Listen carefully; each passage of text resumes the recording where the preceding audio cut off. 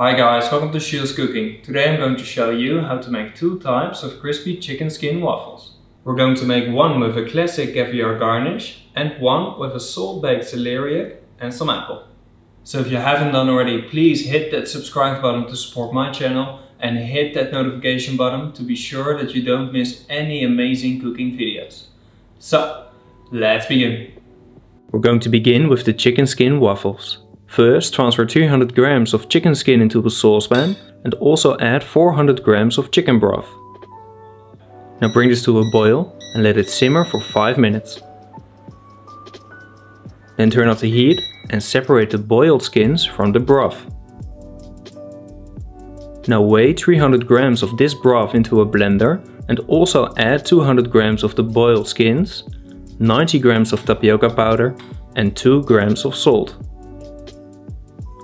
Now mix this till the mixture has thickened. Because of the friction, the mixture will heat up and the tapioca will start to bind. Once that's done, put it through a fine sieve. Use a ladle to press it through. This will make it a lot easier. Now add 6 grams of baking soda and mix this. Don't add the baking soda while mixing in the blender, because then it will start to souffle and it will overflow in the blender. Put half of the mixture in a piping bag. Then add 4 grams of squid ink to the remaining mixture and mix this as well. Now also put this in a piping bag. Then heat up your waffle iron. I put a link in the description where I bought mine. Now add a little bit of fat or oil and pipe a nice dot of the batter in the middle. Then close it up and turn it for 30 seconds. After that, bake it till golden. Once that's done, let them cool down completely and keep them dry and covered for later. Now do this as well with the black chicken skin batter. Now first, let's make the garnish for the normal waffle, and for that we're going to begin with the salt-baked celeriac. Pour 400 grams of flour into your worktop and use your bowl to make a well in the middle. Then add 400 grams of Korea salt and 250 grams of water. Now mix this and then knead it into a firm dough.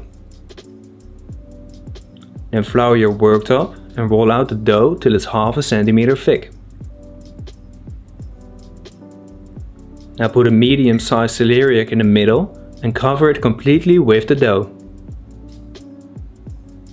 Transfer it onto a metal tray laid with a silicone sheet and bake it at 200 degrees Celsius for 1.5 hours. After that, break open the top using the back of your knife and transfer it into a bowl. Now let it cool down completely in your fridge. When it has cooled down, gently remove the skin.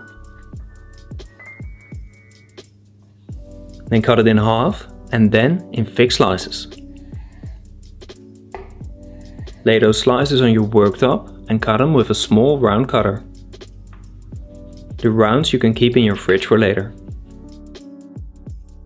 For the celeriac cream, you transfer 400 grams of the celeriac trimmings into a blender together with 70 grams of cream and the zest from 1/4 of a lemon. Now blender this till smooth. Then put it in a piping bag and keep it in your fridge for later. Now for the sweet and sour celeriac. First, chop 1 piece of lemongrass. Also do this with 10 grams of Spanish pepper and 20 grams of ginger.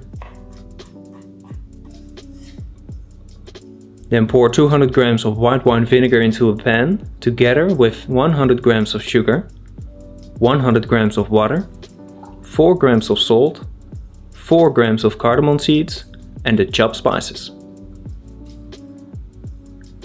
Now bring this to a boil. Once it has boiled, turn off the heat and let it cool down completely. Then take 1 celeriac and chop a small piece off. Clean this. Now slice it in thin slices on a mandolin. Lay those slices on your worktop and cut it with a small round cutter. Then blanch the rounds in some salted boiling water for around 40 seconds. Now cool them down in ice water. Once cold, transfer them into a bowl. Then take your sweet and sour and put it through a fine sieve. Pour some of this liquid onto your celeriac rounds and let it marinate in your fridge.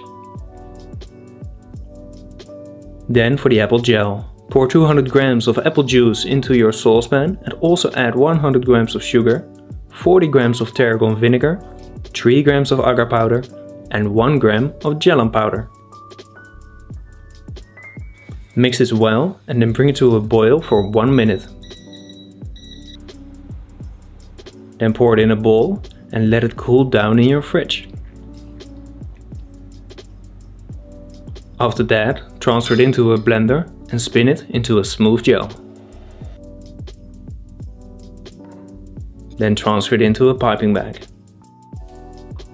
Now take one apple and peel it. Then slice it in thin slices on a mandolin. Lay those slices on your worktop and cut them with a small round cutter. Then transfer them into a bowl and cover them with the sweet and sour. Do this directly after cutting them, otherwise the apple rounds will turn brown. Then we can start to finish the first waffle. Begin by filling the middle with the Celeria cream.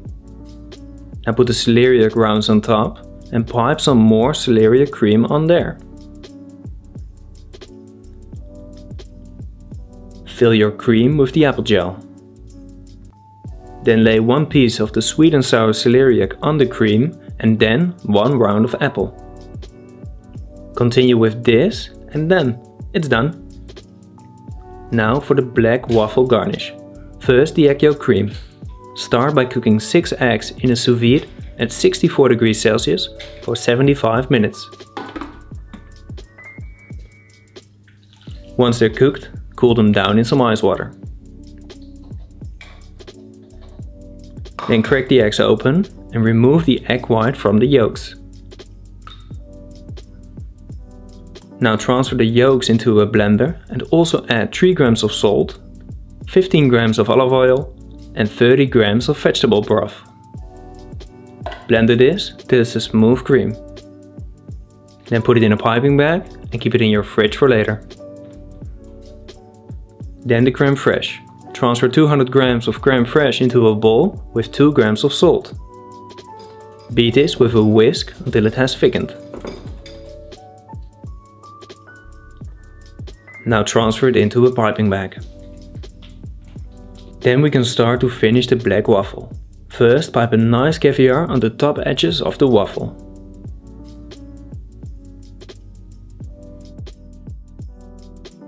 Now pipe a dot of egg yolk cream in all 4 holes.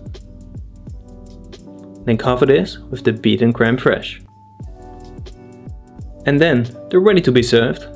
I love the celeriac one, but if I had to pick a favorite, it would be the black waffle. The combination of the caviar and the chicken skin was just magic.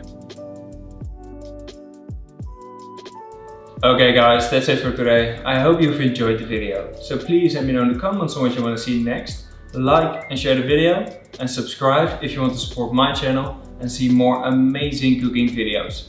And as always, bon appetit!